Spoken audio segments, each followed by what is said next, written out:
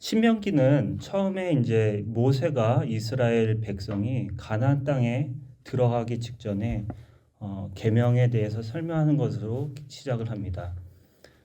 그러니까 모세가 모든 이스라엘 백성을 애굽 땅에서 이끌어내고 가나안 땅으로 이제 40년을 막 돌고 돌다가 가나안 땅 직전에 들어가기 전에 다시 한번 이 백성들에게 계명에 대해서 설명을 하는 것으로 책이 시작되는데요.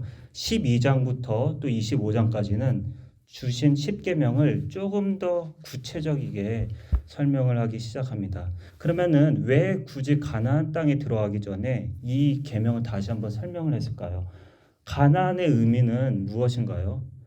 지금 이 현 시대에 사는 우리들에게 가나안 땅은 무엇을 의미할까요? 그것은 바로 약속된 땅을 의미합니다. 애굽의 종으로 있었던 이스라엘 백성을 6월절 어린 양의 피를 보이시면서 애굽에서 탈출해서 약속의 땅으로 인도하는 것이죠. 모세오경의 전반적인 스토리가. 이 내용을 현재 지금 우리의 살아가는 신약의 이 세대에 살아가고 있는 우리들에게 적용을 한다면 어떨까요? 다시 제가 말씀드릴게요. 애굽의 종으로 있었던 이스라엘 백성을 6월절 어린 양의 피를 보이시고 애굽에서 탈출하게 해서 가나안 땅으로 인도한다. 이걸 지금 우리 이 독자 리더들이 읽었을 때에는 죄의 종으로 있었던 우리들이 하나님의 자녀들이 하나님의 백성들이 예수 그리스도의 보혈로 씻음을 받아서 이제는 우리가 죄의 종이 아닌 하나님의 백성이 되어서 하나님이 약속하신 하나님의 나라로 가는 것이죠. 그러니까 우리는 이 신명기를 읽을 때 우리 그 역사적 시각도 중요하지만 현재 살아가고 있는 우리들이 이러한 시각으로 바라봐야 되는 것이죠. 그렇기 때문에 이것이 과거적인 것이기도 하지만 우리에게 미래적인 것이기도 합니다. 왜냐하면 하나님의 약속의 나라 가나안 땅에 우리가 아직 들어가지 않았기 때문에 이 계명들이 우리에게 주는 의미가 무엇인가 조금 더 오늘 깊이 살펴보도록 하겠습니다. 그러면 여기서 계속 율법에 대해서 설명을 하고 율법 중에 10계명 그리고 더 나아가서 613개나 되는 이 계명들을 딱 두 가지로 축약을 하자면은 어떤 가장 큰 두 계명이 무엇인가요? 여러분들도 다 알고 계시죠. 신명기 6장 4절부터 9절에 나와 있죠. 너는 마음을 다하고 뜻을 다하고 힘을 다하여 내 하나님 여호와를 사랑하라. 그러니까 우리의 모든 마음과 뜻과 목숨과 정성을 다하여서 하나님을 사랑하는 것이 가장 큰 계명이고 두 번째 되는 계명은 레위기 19장 18절에 나와 있죠. 내 이웃 사랑하기를 내 자신과 같이 사랑하라. 나는 여호와니라. 그리고 나서 이것을 들으라 이스라엘아 들으라. 우리 하나님 여호와는 오직 유일한 여호와시니라. 그러니까 나 하나만 섬기라라는 거죠. 이것을 바라볼 때 이게 제가 두 개를 픽한 것이 아닙니다. 나중에 이제 오늘 본문을 제가 이제 그래서 이것을 토대로 뽑았는데요. 잠깐만요.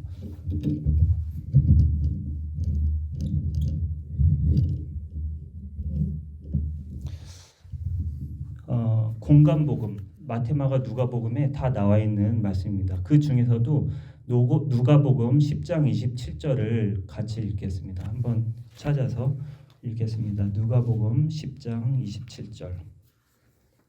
네, 다 같이 읽겠습니다.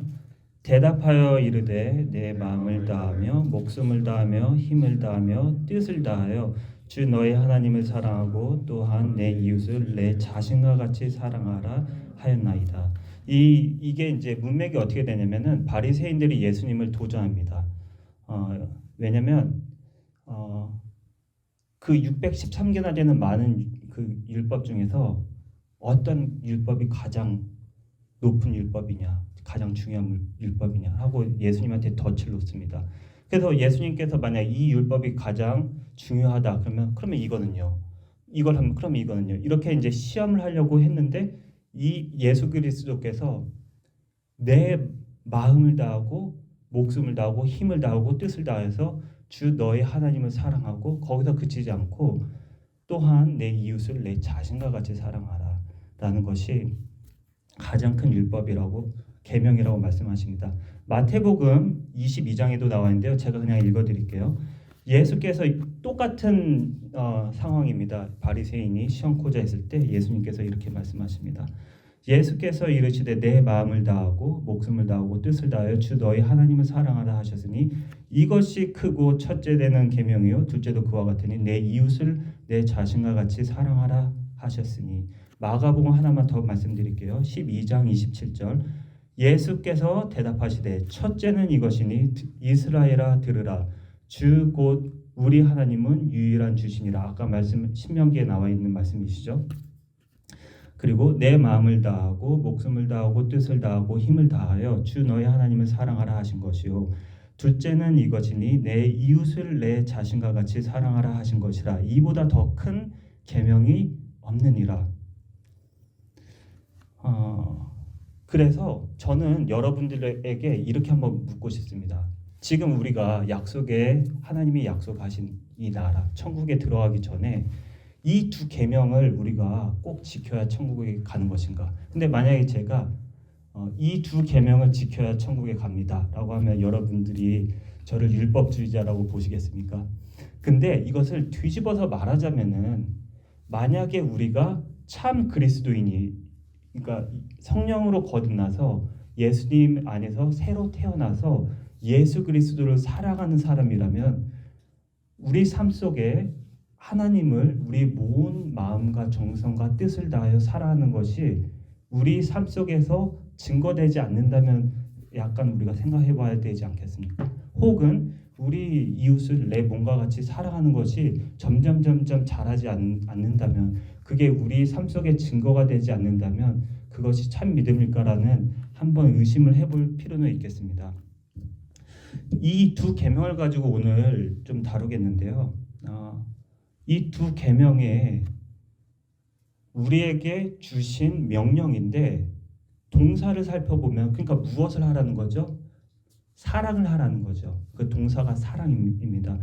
하나님을 어떻게 사랑하고 내 이웃을 어떻게 사랑하라. 그러니까 우리는 결과적으로 그 액션을 취하는 것을 동사는 사랑을 하라는 것이죠. 하나님과 이웃을. 그런데 많은 그리스도인들이 우리 마음을 다하고 목숨을 다하고 뜻을 다하고 정성을 다해서 하나님을 사랑하는 그 방법이 굉장히 틀릴 때가 많죠. 그리고 하나님을 사랑한다고 하지만 그것이 굉장히 모호하지 않습니까? 그러니까 성경에 이렇게 말씀하십니다. 하나님을 섬겨 목숨을 다하고 마음과 뜻을 다해서 사랑해. 그러면 그것이 어떤 방법으로 사랑하는지 굉장히 이게 장황하고 모호하지 않습니까? 그래서 사랑이란 일단 단어, 이 사랑의 정의를 한번 살펴보고 싶습니다. 이 사랑이라는 것은 성경에서 말씀하고 있는 사랑과 세상에서 정의 내리고 있는 사랑이 굉장히 기준이 다르기 때문에 그것이 우리가 두 나라의 왕국에서 살고 있죠. 하나님의 나라 그리고 이 세상에서 살고 있기 때문에 물론 우리가 하나님과 교제하고 성도들과 같이 예배드리지만 이 세상에서 또 많은 사람들과 살기 때문에 뭐 TV도 보고 여러 가지 이 세상의 영향을 받기 때문에 가끔보다 더 많다고 얘기하고 싶습니다. 많은 부분에 우리가 하나님을 섬길 때 이 세상의 영향을 많이 받아서 섬길 때가 있습니다. 그래서 하나님의 성품, 하나님의 속성과 이 세상이 같이 가지고 있는 퀄리티들을 한번 살펴보겠습니다. 사랑이 있을 수가 있죠. 성경이 말하는 사랑, 세상이 말하는 사랑 너무 다르지 않습니까? 세상 안에서도 사랑의 기준이 굉장히 다릅니다. 누군가가 나를 굉장히 사랑한다고 하고 사랑했는데 저는 그게 부담스러울 때가 있겠죠. 그건 사랑이 아니야 라고 할 수가 있겠죠. 사랑은 이 세상에서도 굉장히 어떨 때는 이기적일 수도 있습니다. 그러기 때문에 우리는 이 세상에 우리의 기준과 이 세상의 기준이 아닌 하나님의 기준으로 하나님을 사랑할 필요가 있겠죠. 이웃도 마찬가지고. 또 영광이라는 것, 하나님의 영광, 우리가 하나님께 영광을 돌릴 때 이 세상의 영광에 굉장히 많이 영향을 받아서 우리가 이곳에서 탈취하고 싶은 영광들이 있잖아요. 그 영광에 잘못 우리가 영향을 받아서 하나님께 영광을 돌릴 때 잘못 돌릴 때도 굉장히 많습니다. 하나님의 공의라는 성품도 마찬가지죠. 세상이 말하는 공의와 성경에서 말하는 공의가 100% 다르다고 볼 수는 없겠지만 많은 부분에 굉장히 다른 서로 상충되는 모습을 우리는 볼 수가 있습니다. 그렇기 때문에 일단 사랑 자체를 세상의 기준에서 완벽하게 벗어나서 성경이 말하는 사랑이 무엇인지 우리가 하나님을 어떻게 사랑해야 되는지 한번 살펴보도록 하겠습니다. 가장 명확하게 설명해 주고 있는 구절이 요한일서 4장 7절에서 8절이라고 생각합니다. 사랑하는 자들아 우리가 서로 사랑하자. 사랑은 하나님께 속한 것이니 세상에 속한 것이 아니라 사랑은 하나님께 속한 것이라고 말씀하십니다. 사랑하는 자마다 하나님으로부터 나서 하나님을 알고, 이 부분이 저는 굉장히 중요하다고 생각합니다. 사랑하는 사람마다, 모든 사랑하는 사람들은 하나님으로부터 났다고 말씀합니다. born again, 하나님 안에서 거듭났다고 말씀합니다. 그리고 하나님을 안다고 말씀합니다. 그리고 두 번째 파트에는 이렇게 말씀합니다. 사랑하지 아니하는 자는 하나님을 알지 못하나니. 그러니까 뒤집어서 말하면 하나님을 모르는 사람은 하나님을 사랑하지 않는 하나님을 모르는 사람은 사랑하지 않는다는 말입니다. 이것만 순서만 바꾸자면 사랑하지 않는 사람은 하나님을 알지 못하나니. 그러니까 세상의 사랑은 더 엄밀하게 스트릭하게 얘기하자면 세상의 사랑은 사랑이 아니라고 말씀하는 거죠. 왜냐하면 하나님을 모르기 때문에. 그리고 사랑은 하나님께 속했다고 말씀합니다. 그리고 하나님을 알아야 합니다. 그리고 마지막에 아주 명쾌하게 말합니다. 왜냐면 이는 하나님은 사랑이심이라.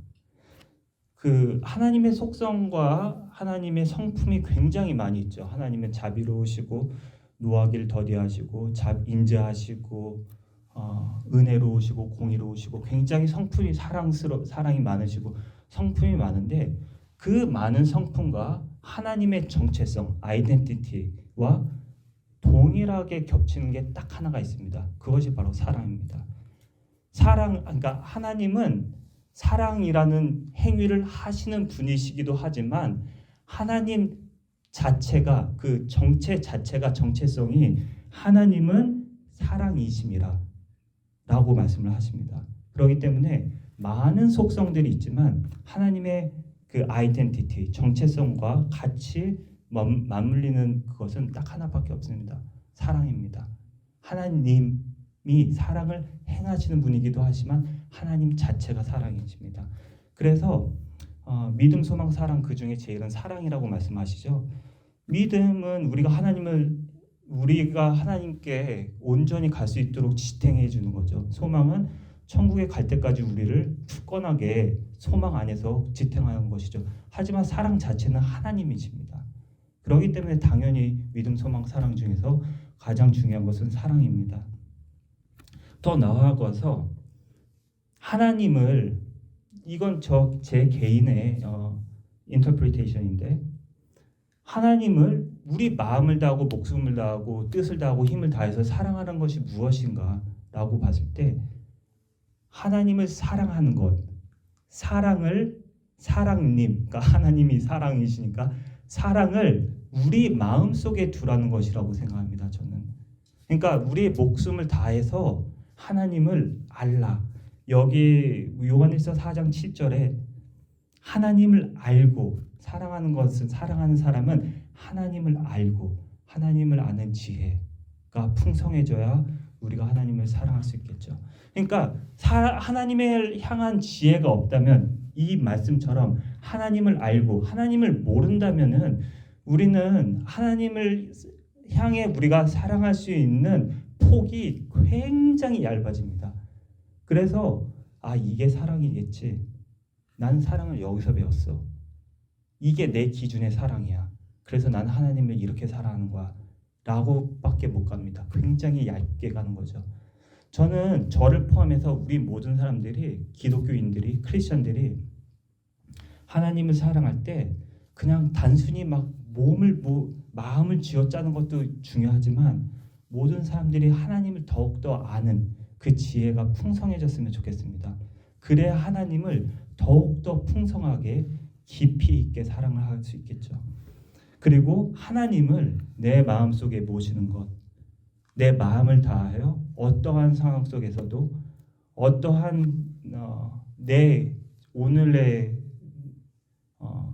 심리적인 뭐 그런 컨디션, 뭐 마음의 컨디션 이런 걸 떠나서 마음을 다하여서 하나님을 내 마음속에 모시는 것. 이것이 제가 생각하기에는 첫 번째 계명, 하나님을 어떻게 사랑하는 법입니다. 하나님을 다시 요약을 하자면 하나님을 아는 지혜가 넓어지는 것, 깊어지는 것. 그리고 하나님을 내 마음속에 그 하나님을 내 마음속에 더욱더 풍성하게 채우는 것입니다. 자, 그러면은 두 번째로 나아가서 내 이웃을 내 몸과 같이 사랑하는 것. 이것조차도 굉장히 좀 모호하죠. 이웃을 어떻게 사랑하는 것인가? 누가 나의 이웃인가라고 했을 때 저는 제 자신을 외에 모든 사람들을 이웃이라고 생각합니다. 그러니까 제 부모님, 지금 저는 자식이 없지만 자식이 생긴다면 자식, 형제, 제 두 형제들, 뭐 사촌, 뭐 여러분들, 교회 안 다니는 사람들, 직장 동료들, 예수 그리스도를 혐오하는 사람들, 뭐 모든 범주 안에 있겠죠. 그 사람들이 모두 제 이웃입니다. 이웃을 내 몸과 같이 사랑을 하라고 했는데 제가 여기 이 구절을 봤을 때 하나님을 사랑하고 내 이웃을 사랑하는데 성경에 네 자신도 사랑하라는 말은 없습니다. 왜 그럴까요? 그래서 제가 한번 생각을 해봤어요. 묵상을 해봤는데 이 세상에서는 이렇게 가르치죠. 너 자신을 사랑해야 남을 사랑할 수 있어. 네 자신을 사랑하는 게 굉장히 중요해. 라고 이 세상에서 굉장히 많이 가르칩니다. 많은 사람들이 사랑을 못해요. 왜냐하면 자기 자신을 싫어하는 사람들이 많기 때문에. 어떠한 뭐 많은 그러한 잘하면서 여러 가지 팩터들이 있겠죠. 제가 묵상하면서 느낀 것은 하나님께서 인간들을 창조할 때 처음 우리들을 디자인하였을 때 오리지널 디자인이 우리가 하나님을 사랑하게끔 처음 우리가 창조되었기 때문에 첫 번째 계명 하나님을 사랑하라. 그러니까 하나님을 진심으로 사랑할 때 우리는 가장 행복하게 만들어졌고 우리의 모든 아픔이 치유된다고 생각합니다. 그러니까 내 자신 싫어하는 여러 가지 이유가 있겠죠. 뭐 내 자라온 환경이 난 내 자라온 환경이 너무 싫어. 그리고 내 외모가 너무 싫어. 나 뭐 이렇게 생긴 게 너무 싫어. 그리고 나는 너무 무능력해서 싫어. 나는 이것도 못해. 여러 가지 팩터들이 있겠죠. 그것에서 벗어나서 이제는 자기 자신 안에서 하나님을 찾게 되기 때문에 자기를 싫어할 수가 없겠죠. 그러니까 하나님을 사랑할수록 저는 자존감이 더 높아진다고 생각합니다. 왜냐하면 내 자신이 그만큼 없어지고 내 자신 안에 하나님을 더욱더 발견하기 때문에 하나님을 사랑하게 되면 내 자신은 당연하게 따라올 수 있는 파생적인 효과라고 생각합니다. 그래서 그 마음으로 이웃을 어떻게 사랑하는 것인가라고 생각했을 때 저는 내 이웃을 내 몸과 같이 사랑하라는 것만큼 굉장히 복음적이고 우리가 그러니까 선교와 전도를 할 때 쓰이는 구절들이 많이 있거든요. 뭐 요한복음에 내 울타리 밖에 있는 양들을 여러 가지 구절들이 있지만 제가 개인적으로 생각하는 구절 중에서 제일 파워풀한 전도와 선교와 복음의 구절은 바로 이 구절입니다. 왜냐하면은 제가 만약에 이건 제가 좀 상상력을 발휘해서 좀 생각을 했었는데 만약에 제가 이제 영화 한 편을 제가 쓸게요. 소설을. 제가 이제 과거에서 온 사람이에요. 지금 사는 사람이 아니라 원래 과거 사람인데 지금 왔어요. 근데 이제 선협형제가 사실은 선협형제 아니라 저예요. 그래서 내가 선협형제를 봤을 때 제 자신을 보는 거예요, 지금. 그러면은 내 자신이니까 얼마나 선녀병제에게 극진하겠어요. 근데 선녀병제가 막 살고 예배도 잘 안 드리고 그러면은 제가 딱 보기에는 만약에 구원과 전혀 동떨어졌다고 생각해 보십시오. 그러면은 저로서 만약에 선녀비가 지옥을 가면 이게 저니까 제가 지옥을 가는 거 아니겠습니까? 그러면 저는 선녀비를 내 자신과 같이 살아가는 게 그냥 제 자신이니까 진짜 그렇게 살아가는 거겠죠. 근데 많은 사람들이 내 이웃을 내 몸과 같이 사랑하라고 첫 번째 생각하면 너무 인류학적으로만 생각합니다. 헐벗고 굶주린 거 도와줘야지. 근데 만약에 그래요. 그래서 제가 진짜 뭐 재산을 팔고 뭐 필요할 때 도와주고 엄청 시간도 많이 할애하고 그 사람을 극진하게 도와줬어요. 하지만 복음 전하는 거 빼고는 다 해줬어요. 할 만큼. 이 사람이 나중에 죽어서 지옥에 갔을 때 저를 원망하겠습니까? 안 하겠습니까? 야, 너 그래, 너 도와준 거 알겠지만 왜 그때 나한테 복음 안 전했어? 너 진짜 나 사랑한 거 맞아? 내 이웃을 내 몸과 같이 사랑한다는 것은 그 이웃에게 가장 가치 있는 것을 주는 것입니다. 세상에서 가장 가치 있는 것, 새삼, 영원한 생명. 그리고 가장 가치 있는 것은 돈 몇 푼, 우리 명예, 우리 뭐 성공해서 뭐 어디 직장 그런 것이 아니잖아요. 그런 것은 눈 깜빡할 사이 없어진 거고 성령 하나님보다 더 가치 있는 게 있을까요? 이 세상에서 성령 하나님을 믿을 수 있도록 하나님을 믿을 수 있도록 우리가 최선을 다한 것이 내 이웃을 내 몸과 같이 사랑한 것이 아닐까요? 그래서 저는 만약에 선녀 형제가 제 자신인데 그렇게 살면은 엄청 달래고 뭐 별걸 다 해서 교회를 다니게끔 정말 힘써서 전도를 할 것 같습니다. 그것이 제가 바라보는 내 이웃을 내 몸과 같이 사랑하라는 것입니다. 전도라는 의미를 우리가 바라봤을 때 많은 사람들이 7, 80년도, 60년도 후반부터 생긴 그 복음 전도의 물결 그냥 교회 안 다니는 사람들 교회 데리고 오고 끝. 교회 왔어 막 전도했어. 그게 전도가 아니죠. 전도는 이 사람이 진짜 예수 그리스도를 믿어서 성화되어서 복음의 믿음의 경주를 끝까지 달리는 것. 그때까지 우리가 그러니까 교회에 와서 이 사람 믿는 것 같아 해서 끝나는 것이 아니라 우리 주위를 봤을 때 우리보다 신앙이 높든 낮든 그 사람들이 믿음의 경주를 끝까지 할 수 있도록 내 자신과 같이 살아가는 것. 그것이 저는 우리 비기독교인뿐만 아니라 모든 사람을 범주를 더 넓혀서 내 이웃을 사랑하는 것이라 생각합니다. 우리 교회처럼 전도하기 너무 좋은 환경이 있는 교회는 없는 제가 다녀본 교회 중에서는 없습니다. 왜냐하면 매년마다 반 이상이 교회를 처음 다니고 근데 교회는 또 오는 학생들이 얼마나 많습니까? 이 학생들을 정말 우리가 우리 자신과 같이 사랑한다면은 그들에게 복음을 전할 수 있도록 우리가 정말 힘써서 기도하고 그들에게 나아가는 그런 삶을 살아야 되겠죠. 사도 바울을 제가 예를 들고 싶습니다. 고린도전서 9장 19절에서 쭉 나오는 말씀인데요. 내가 모든 사람에게서 자유로우나 스스로 모든 사람에게 종이 된 것은 그러니까 이 모든 사람에게 내가 자유롭다는 것은 내가 이 사람 종이 아니야. 난 자유의 몸이야. 근데 이 사람에게 종이 되었어. 왜냐하면 더 많은 사람을 얻고자 함이라. 유대인들에게는 내가 유대인같이 되고 그것은 왜냐하면 유대인들을 얻고자 함이라. 율법 아래에 있는 자들에게는 내가 율법 아래에 있는 사람은 아닌데도 그 사람들처럼 얘기하고 말하고 왜냐하면 그 사람들을 얻고자 함이라. 율법 없는 자들에게는 내가 하나님께 율법 없는 자가 아니요 도리어 그리스도의 율법 아래에 있는 자이나 율법 없는 자와 같이 된 것은 율법 없는 자들을 얻게 하기 때문이다. 약한 자들에게 내가 약한 자와 같이 된 것은 왜냐하면 그 사람들에게 허세나 뭐 이런 거 부리는 게 아니라 같이 약한 자가 된 거죠.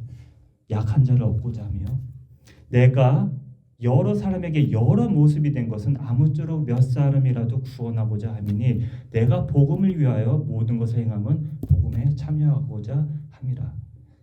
이 뜻을 잘못 생각해서 뭐 마약하는 사람들한테 같이 가가지고 마약하라는 얘기는 아니죠. 도박 같이 뭐 카지노 가서 도박하라 말이 아니라 그만큼 그들의 마음을 얻기 위해서 그 사람들의 같이 그들의 언어를 쓰고 그들의 생각과 같이 맞대어서 복음을 전하라는 것이죠. 우리 교회에 많은 사람들이 왔을 때 그냥 단순히 우리의 삶을 빗대어서 이렇게 해야지 라고 그 사람들에게 강요를 하는 것보다 그 사람들의 생각과 기준에 맞춰서 우리가 대화를 하고 그 사람들에 맞춰서 우리가 삶을 더 편하게 우리가 왜냐하면 복음을 위해서 몇 사람이라도 얻고자 하기 위해서 우리가 우리의 자존심과 모든 것들을 내려놓고 그 사람들에게 맞춰 나가는 사도 바울의 삶을 한번 여러분들에게 나누고 싶었습니다. 또한 우리가 복음을 전하지 않을 때 이것은 저는 죄라고 생각합니다. 왜냐하면은 이 세상에서도 누군가가 자살을 하거나 뭐 누굴 죽이려고 하는데 이것을 우리가 방조를 하잖아요. 그러면 살인방조죄죠. 그러니까 이 세상에도 누군가가 죽었을 때 그것을 방관을 했을 때 그것조차도 이 세상에도 살인방조죄라는 것이 존재하는데 어느 곳곳에는 만약에 우리가 어떤 사람들 그냥 내버려 두면은 이 사람은 결국 지옥에 가서 죽는다는 것을 알고서도 전혀 우리가 상관을 하지 않는다면 어떤 면에서는 우리가 이 사람들이 살인 방조죄에 가담하지 않았을까 그런 것도 생각해 봅니다. 이것을 가장 명쾌하게 예를 들은 것이 에스겔서 3장 17절부터 쭉 나와 있는데요. 인자야 내가 너를 이스라엘 족속의 파수꾼으로 세웠으니 너는 내 입의 말을 듣고 나를 대신하여 그들을 깨우치라. 무엇이냐면 너는 파수꾼이야. 그래서 저 사람들한테 악인한테 가서 저 사람에 대해서 죄를 뉘우치라고 얘기를 해. 그래서 그 사람이 뉘우치면은 오케이 됐어. 근데 네가 그 사람한테 말도 안 하고 근데 이 사람이 이 악인이 그래서 만약에 악을 저질러서 나중에는 그 생명의 구원에 이르지 못하면은 그 사람의 핏값을 내가 네 손에서 찾을 것이라고 여호와께서 말씀하십니다. 근데 우리가 현실적으로 지금 세상에 우리가 그냥 걷고 뭐 이렇게 생활만 해도 생활권에서 얼마나 복음 안 믿는 사람이 많습니까? 100명, 200명, 300명. 어떻게 그 사람을 다 일일이 찾겠습니까? 저는 이렇게 생각합니다. 우리가 살면서 물론 모든 사람 일일이 살인방조 뭐 이런 거 뭐 하지 않고 파수꾼 뭐 이 사람들한테 일일이 찾아가서 너 그러면 지옥 가라고 얘기하고 하는 것이 아니라 우리가 살아가면서 마음에 담아두는 몇 명 영혼들을 가지면서 목숨을 다하고 뜻을 다하고 힘을 다하여 하나님을 사랑하라는 것은 하나님이 우리 자신 안에서 우리에게 했었던 것을 우리가 그대로 재현하는 거라고 생각합니다.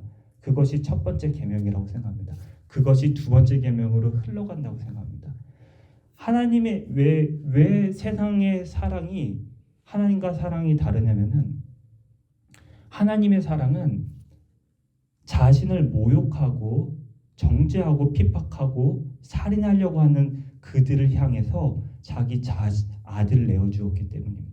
자기 자신을 내어주었기 때문입니다. 세상에서 이렇게 하면은 바보라고 하죠. 좀 정신 나갔다고 하죠. 그렇기 때문에 그러한 하나님을 섬기는 것은 그 하나님의 삶이 우리 삶 속에서 재현된다고 생각하고 이 재현을 누구를 통해서 재현을 하는 것, 누구를 향해서 재현하냐고 생각하는 것은 말하는 것은 우리의 이웃을 향해서 재현이 되어야 된다고 생각합니다. 모든 사람은 아니겠죠, 현실적으로. 하지만 설교를 하는 저를 포함해서 저도 이 설교를 준비하면서 회개를 하고 좀 마음을 가다듬었습니다. 적어도 3명, 4명 정도 사람을 품고 기도를 하면서 그 사람들에게 정말 하나님이 우리에게 했었던 것을 우리가 재현할 수 있는가? 그것이 하나님을 우리의 목숨을 다하고 힘을 다하고 뜻을 다하고 정성을 다해서 사랑하는 것이 아닌가라고 생각합니다. 하나님의 그 성품이, 사랑의 성품이 우리에게 매니페스트 되었을 때, 우리에게 나타내었을 때, 전도의 방법은 많은 방법이 있죠. 삶을 통해서 선한 영향력을, 요즘에 많이들 크리스천들이 그렇게 합니다. 나는 정말 올바르게 굳게 살면 사람들이 나를 보고 선한 영향력 좋아, 뭐 이래서 그것 때문에 그걸로 전도할 거야라고 얘기하는데, 제 개인적인 생각은 결국에는 어떤 포인트가 되면은 복음을 담대하게 전해야 된다고 생각합니다. 저는. 왜냐면은 전도는 테크닉으로 하는 거 막 많잖아요. 무슨 고구마 전도 뭐 이것저것 많은데, 결국에는 그러한 테크닉보다는 성령님께서 우리를 통해서 복음을 전하고 전도를 한다고 복음을, 그러니까 회개의 영을 부어주시고 그 사람들을 거듭나게 한다고 생각합니다. 그렇기 때문에 사도행전 4장 12절에 예수밖에는 다른 아무에게도 구원은 없습니다. 사람들에게 주신 이름 가운데 우리가 의지하여 구원을 얻어야 할 이름은 하늘 아래에 이 이름밖에는 다른 이름은 없습니다. 우리가 예수 그리스도의 이름을 담대하게 전해야 될 필요성이 있다고 생각합니다. 어느 순간에는 아무리 기도하고 복음을 전해도 너무 강팍하고 고집이 센 사람들이 있죠. 막 10년, 20년. 우리 사촌 형이 그랬었습니다. 사촌 형이 저보다 이제 연배가 좀 많이 차이 나서 좀 나이가 많은 사촌 형이 있었는데, 저희 어머니가 고모죠. 가서 이제 너도 정신 차리고 이제 교회 좀 다녀라. 이제 굉장히 친하거든요. 그러면 되게 싫어합니다. 했었습니다. 뭐 예수쟁이다 하면서 욕하고 되게 싫어했었습니다. 근데 제가 기억나는 건 평생을 그렇게 교회를 엄청 싫어하고 혐오하다가 젊은 나이에 50대 중반에 되게 오랜 일입니다. 한 90몇 년대 있으니까 거의 30년 정도 된 일입니다. 40대 후반 50대 초반이라고 저는 기억하는데요. 췌장암에 걸려서 이제 거의 말길에서 몇 달 못 살았을 때 저희 어머니가 한국에 돌아가셔서 한 2달 정도 이렇게 보살피면서 계속 전도를 했는데, 그때도 안 믿다가 저희 어머니가 돌아왔는데 그때 이제 기도원으로 들어갔다고 하더라고요. 그래서 한 2달 정도를 더 살았는데 되게 열심히 신실하게 믿다가 돌아가셨어요. 저는 그 누구도 예수님의 사랑과 구원을 받기에 합당하고 마땅한 사람은 없다고 생각합니다. 나는 deserve 해. 나는 예수님의 사랑을 받기 어느 정도 deserve 해. 라는 사람. 여러분들이 구원을 받았는데 왜 이 사람보다, 구원 안 받은 사람보다 더 마땅하다고 생각한 것을 하나라도, 합당하다고 생각한 것을 하나라도 말씀해 봐달라고 하면은 아무도 대답할 사람이 없을 것입니다. 우리 모두 은혜 가운데 있고 예수 그리스도의 사랑을 받기에는 전혀 합당한 사람이 없습니다. 따라서 우리가 포기하지 않고 어떠한 우리가 품고 있는 영혼들을 위해서 구원을 받고 하나님이 회개의 영을 부어주시도록 끊임없이 포기하지 않고 기도하고 그들에게 나아가는 것이 중요하다고 생각합니다. 마지막으로 마치기 전에 하나님과 우리의 사랑에 대해서 가장 잘 나와 있는 로마서 8장을 말씀드리고 마치겠습니다. 자기 아들을 아끼지 아니하시고 우리 모든 사람을 위해서 내주신 이가 어찌 그 아들과 함께 모든 것을 우리에게 주시지 아니하겠느냐. 예수 자기 자신과 자기 아들까지도 내어주셨는데 뭐를 더 안 주겠냐라는 것이죠.